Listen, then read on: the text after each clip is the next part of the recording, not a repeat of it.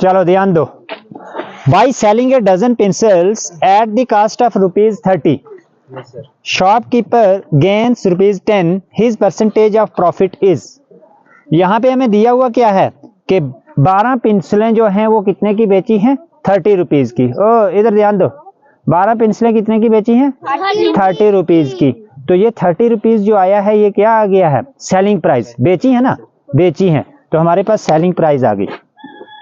SP is equal to कितना है? 30।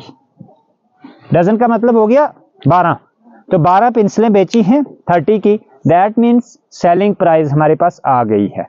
SP is equal to 30। वालेकुम सलाम जी, थोड़ी देर बैठो पीछे। अच्छा, SP इज इक्वल टू कितना आ गया? SP कितना है? ध्यान दो, SP कितना आया? 30 आ गया SP। उसके बाद क्या है? Shopkeeper gains ₹10। गेन का मतलब क्या होता है?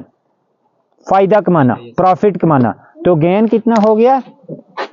Gain is equal to 10। फायदा कितना कमाया है? 10 रुपए। आपने निकालना क्या है? His percentage of profit. Percentage of gain या परसेंटेज ऑफ प्रॉफिट, फायदे की परसेंटेज निकालनी है आपने। तो परसेंटेज निकालने के लिए हमें, प्रॉफिट परसेंटेज निकालने के लिए कास्ट प्राइस का पता होना चाहिए, क्योंकि वो हम कास्ट प्राइस को यूज करके निकाल सकते हैं। तो कास्ट प्राइस यहां से निकलेगी। कास्ट प्राइस निकालेंगे इससे, देखो cost price is equal to, जब हमारे पास सेलिंग प्राइस दी हो, गेन दिया हो, तो कास्ट प्राइस निकाल सकते हैं। तो कास्ट प्राइस का फार्मूला हो जाता है CP is equal to SP minus gain. SP minus gain. पहले हमने फार्मूला पढ़ा था क्या? SP is equal to, gain का मतलब प्रॉफिट भी होता है, तो पहले हमने फार्मूला ये पढ़ा था SP is equal to CP plus gain. ठीक है, क्या पढ़ा था? SP is equal to CP plus gain होता है। गेन कहो या प्रॉफिट कहो, एक ही बात है। तो यहां से ही CP हम निकाल सकते हैं। यहां से CP का फार्मूला ध्यान दो, इधर कैसे निकलेगा।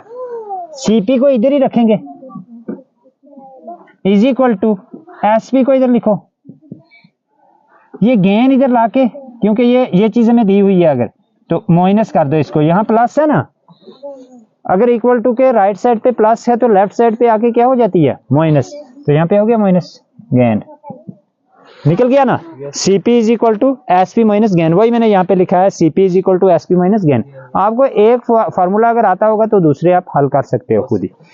तो CP is equal to SP minus gain, तो CP is equal to SP की वैल्यू लगाओ यहाँ से 30 माइनस गेन कितना है? 10। तो cost price is equal to 30 में से 10 को माइनस किया तो कितना हो गया? 20। 30 में से 10 निकाले तो कितने बचे? 20। इट मीन्स कास्ट प्राइस भी आ गई हमारे पास। कास्ट प्राइस कितनी थी? 20। अब हम प्रॉफिट परसेंटेज निकाल सकते हैं। प्रॉफिट ऑलरेडी हमारे पास है, यानी ये जो गेन है ये प्रॉफिट ही है। तो therefore profit percentage is equal to, क्या फार्मूला है प्रॉफिट परसेंटेज निकालने का? शाबा कौन बताएगा? मैं देखो कितने पढ़ते हो आप, बताया हो ना कल परसों मैंने। प्रॉफिट निकाल के उसके बाद प्रॉफिट परसेंटेज निकालनी है। तो प्रॉफिट परसेंटेज का फार्मूला क्या बताया था? ध्यान दो इधर, शाबाश, कौन बताएगा? वेरी गुड, वो मॉडल स्कूल में पास हो जाएगा जो अभी मुझे प्रॉफिट परसेंटेज का फार्मूला बताएगा। कल परसों ही पढ़ा है हमने प्रॉफिट परसेंटेज। लिखते थे ना, प्रॉफिट वटा कास्ट प्राइस मल्टीप्लाइड बाय 100। क्या लिखते थे? Profit percentage is equal to, ये फार्मूला था, प्रॉफिट वटा cost price CP multiply by 100। शाबाश, ये याद रखना है, ठीक है। प्रॉफिट क्या है? गेन। प्रॉफिट गेन ही है, तो गेन हमारा कितना है? 10, यानी इस प्रॉफिट की जगह 10 लगाएंगे, वटा कास्ट प्राइस निकाली है हमने अभी, तो कास्ट प्राइस क्या है? 20, जाओ पानी पियो, मल्टीप्लाइड बाय 100। तो आपको छोटा फार्मूला आना चाहिए, उसके बाद आप क्वेश्चन को आसानी से निकाल सकते हो।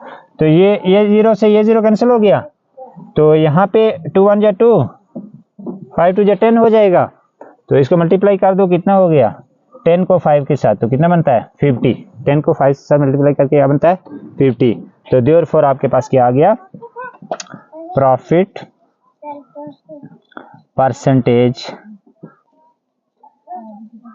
Is equal to 50%। तो ये आपका कौन सा पार्ट है, सी पार्ट जो है यहाँ पे है 50 आंसर। ठीक है, तो ऐसे निकालना। ओके।